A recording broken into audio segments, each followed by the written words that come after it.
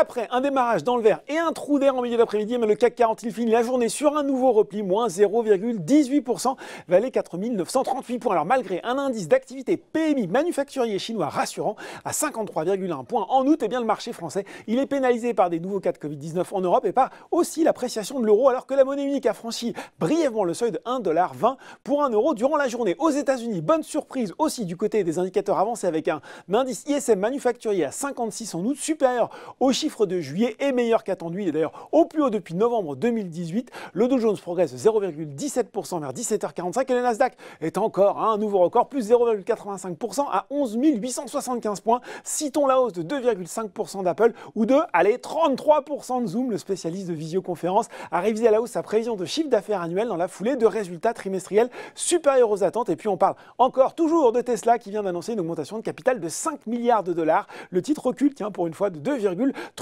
Sur le marché français, c'est Maison du Monde qui termine aux avant-postes du SBF 120. Les valeurs technologiques et les SS2I comme Worldline, Ingenico, Atos ou encore Sopra Steria se sont bien comportés.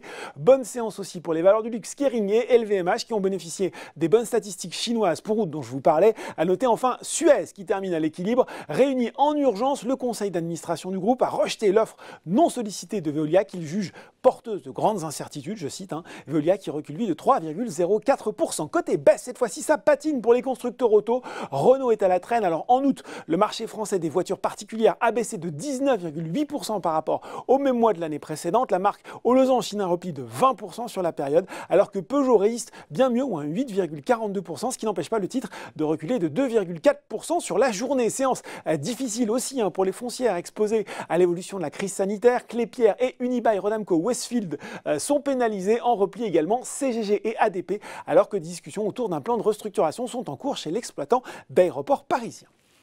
Voilà, c'est tout pour ce soir. En attendant, n'oubliez pas, tout le reste de l'actu éco et finance est sur Boursorama.